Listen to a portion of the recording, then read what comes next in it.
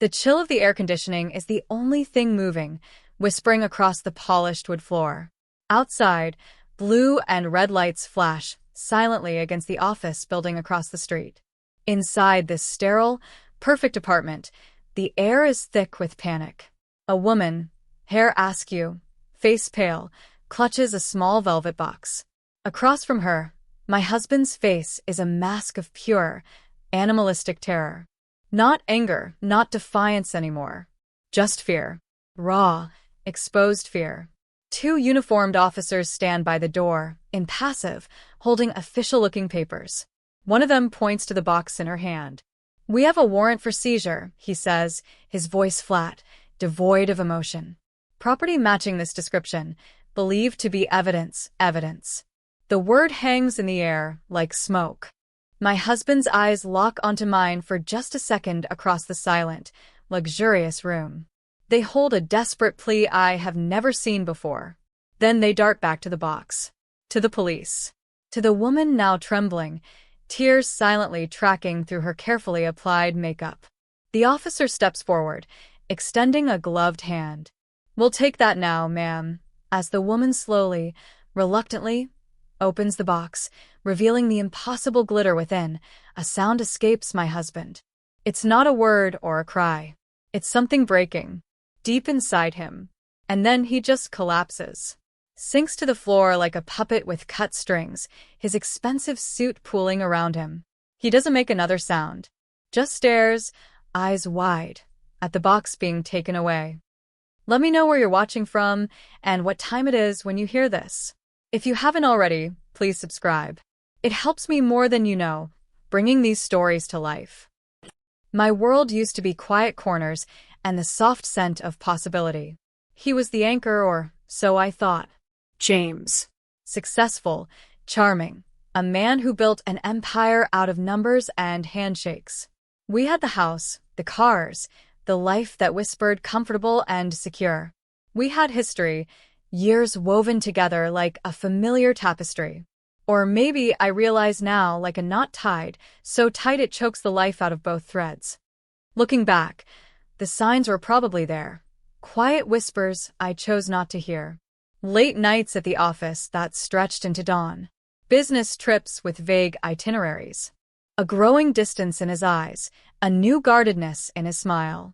Our conversations became functional checklists, bills paid, events attended, the weather.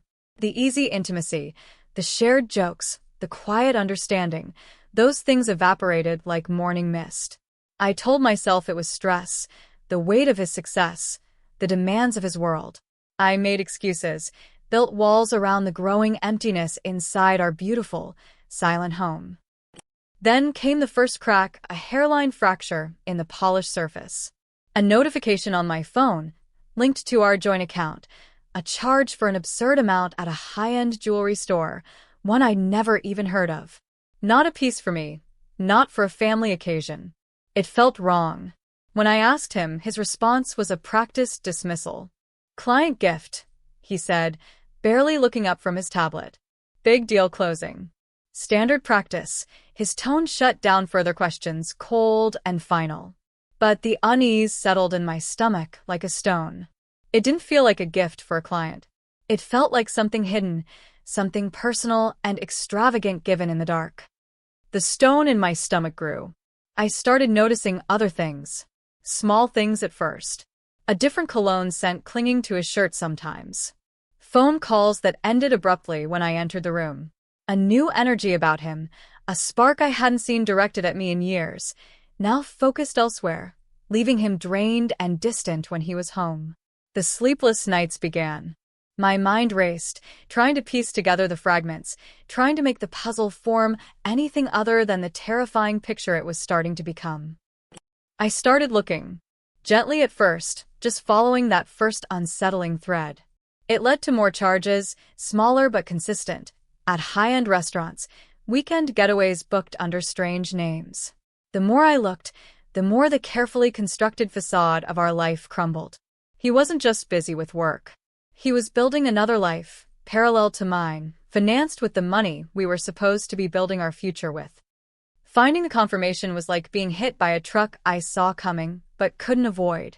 It was buried deep in a file on his computer, a file labeled innocuously as Project Alpha. It wasn't business. It was everything. Photos, messages, a meticulously organized digital shrine to his affair. Her name was Anya, and the sheer scale of it, the depth of the deception, the blatant disregard for our life together, it was breathtaking in its cruelty. And that's where I found the spreadsheets. Not just for dinners and weekends, but for something far grander. Detailed lists, item by item, with corresponding figures. Receipts scanned and cataloged. The names of jewelers, designers I only knew from glossy magazines. The sums were astronomical. Not thousands. Millions. A collection. Built piece by piece, item by item. For her. A secret vault of glittering betrayal, worth more than our house, more than I could comprehend him spending on anything, let alone on someone he was hiding. A $3 million jewelry collection. My breath hitched. It wasn't just an affair. It was a second, financially devastating life he was funding, gutting our shared resources in the process. Panic was my first instinct. What do I do? Confront him? Leave? How? He controlled everything. The finances, the narrative, the power. He had built this life, this other life, with my money, our money. And he had given her treasures worth a king's ransom while I was left with a hollowed-out marriage and a mountain of questions. Every instinct screamed to run, to hide, to curl into a ball and disappear from the pain. But a small, cold part of me hardened. He wouldn't get away with this. Not like this. Not after building his Mistress a private museum of jewels with money he stole, effectively, from us. I tried talking to a lawyer. A few lawyers, actually. The conversations were bleak. Divorce was complex. Tracing hidden assets was difficult, expensive, and time-consuming. Especially if the assets were tangible, easily moved, and already in someone else's possession. The jewelry. The $3 million of jewelry.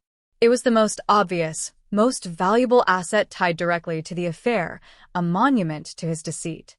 But how do you get it back? How do you even prove it exists, let alone that it was bought with funds I had a claim to and was intended to be part of a settlement? They talked about discovery, subpoenas, years of litigation. It felt hopeless. He was powerful, connected. He could drag this out forever, bleed me dry emotionally and financially. The hopelessness deepened. He sensed my unease, my quiet investigation. He started moving faster.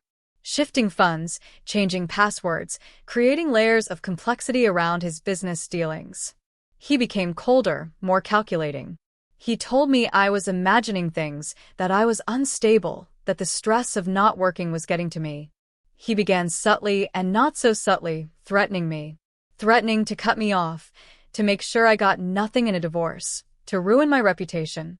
The man I married was gone, replaced by a stranger with ice in his veins and a ruthless will to protect his secrets, and his mistress, and his illicit fortune. I was trapped in a cage of my own life, watching him dismantle it piece by piece, using the very wealth we built together to fund his escape route. Then, late one night, staring at the spreadsheet detailing the jewelry collection, an idea sparked. It wasn't about divorce anymore. It wasn't just about reclaiming my share. It was about justice. About consequences. The jewelry wasn't just a symbol of his infidelity. It was tangible proof of potentially illegal financial activity. Was he paying taxes on these massive purchases? Were these funds legitimate business expenses? Or were they being siphoned off the books? Could this spending be linked to other irregularities I'd glimpsed in his files? The lawyers focused on divorce asset division. But what if the asset itself was evidence of a crime? It was a long shot. A dangerous one. It meant stepping out of the victim role I'd been trapped in and actively, strategically, using his own weapon against him. It meant not just proving he was a cheater, but proving he was a criminal. It meant thinking not like a heartbroken wife, but like an investigator. And I had the key evidence, the detailed list of the collection, the records of the purchases, the amounts, the dates. The $3 million paper trail. My hands were shaking as I contacted a new kind of lawyer. Not a divorce lawyer this time. Someone who specialized in financial crimes, asset recovery, corporate fraud. I laid out everything. The affair, yes, but focused on the money.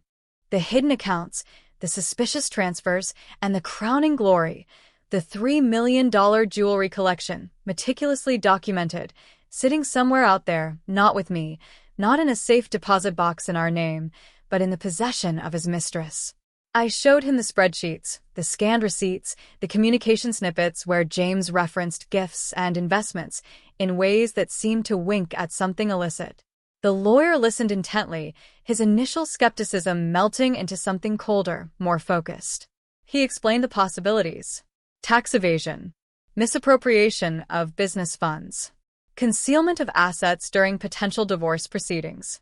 Suddenly, the jewelry wasn't just a gaudy symbol of betrayal. It was evidence, high-value evidence. And retrieving evidence could involve law enforcement. We worked in silence for weeks, building the case not for divorce court yet, but for something else. Gathering every scrap of financial data I could safely access. Cross-referencing dates and amounts. The lawyer brought in forensic accountants. The picture that emerged was uglier than I imagined. It wasn't just my money he was spending. There were irregularities in his business accounts, potential shell corporations, money moved through complex channels. The $3 million jewelry collection wasn't just a personal indulgence. It seemed to be part of a larger pattern of asset hiding and questionable financial practices.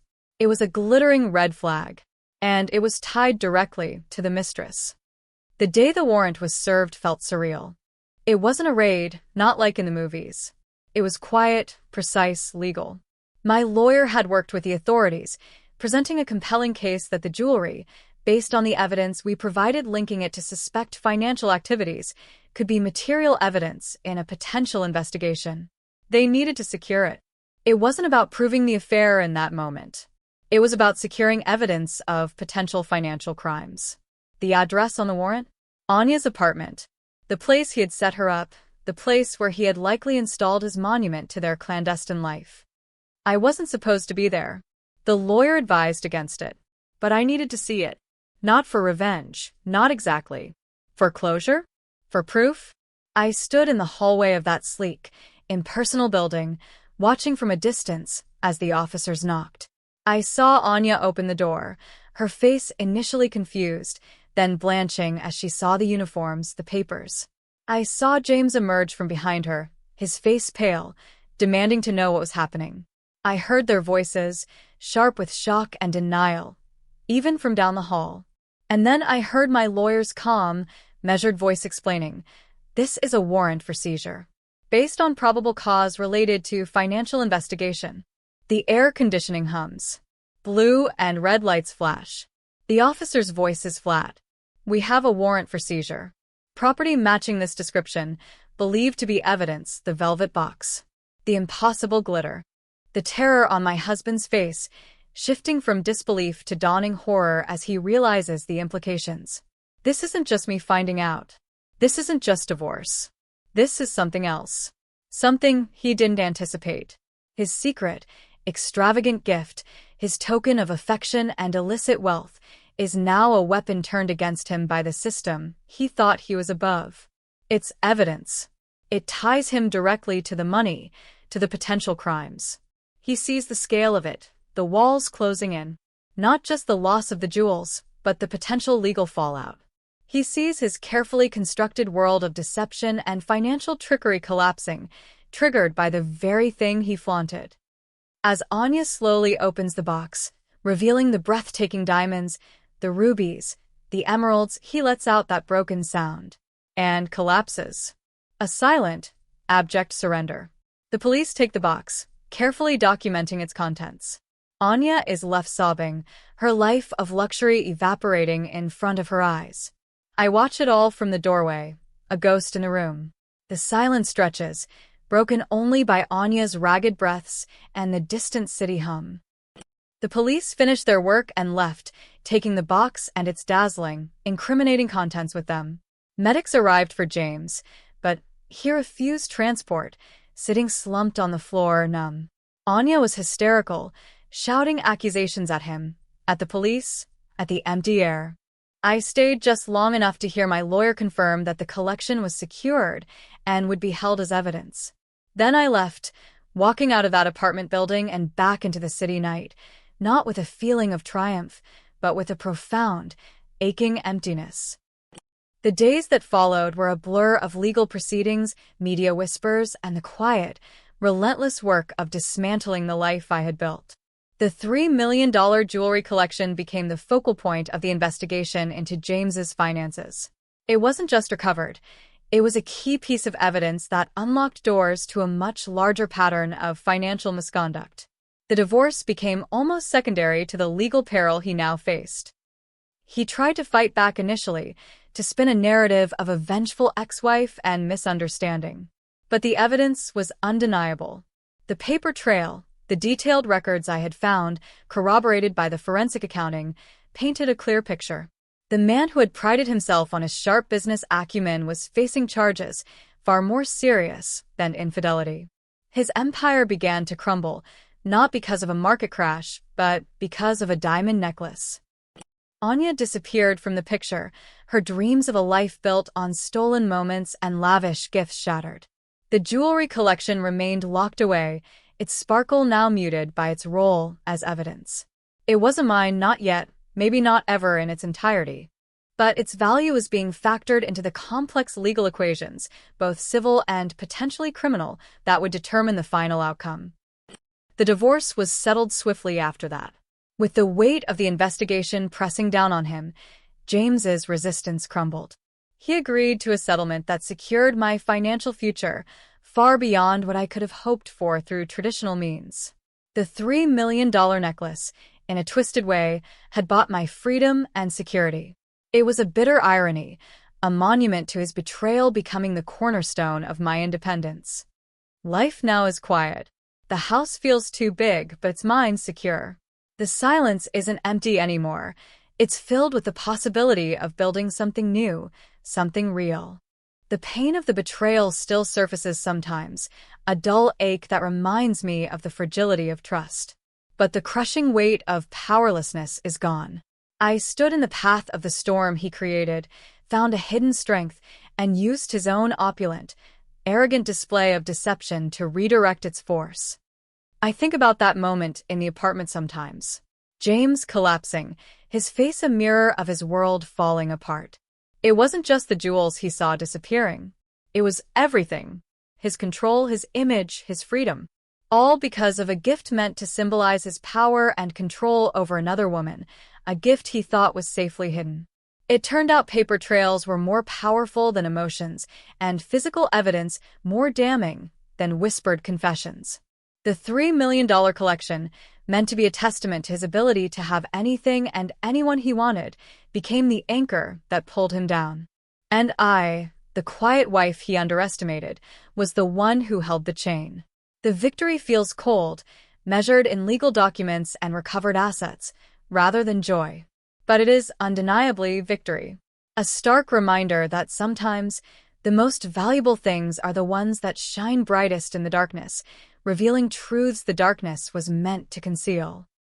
If this story hit close to home, if you've ever faced impossible odds or felt like you were fighting for your own survival, I'd love to hear your version. Drop a comment with where you're listening from and what time it is. Thanks for being here. Subscribing helps bring more of these stories to life.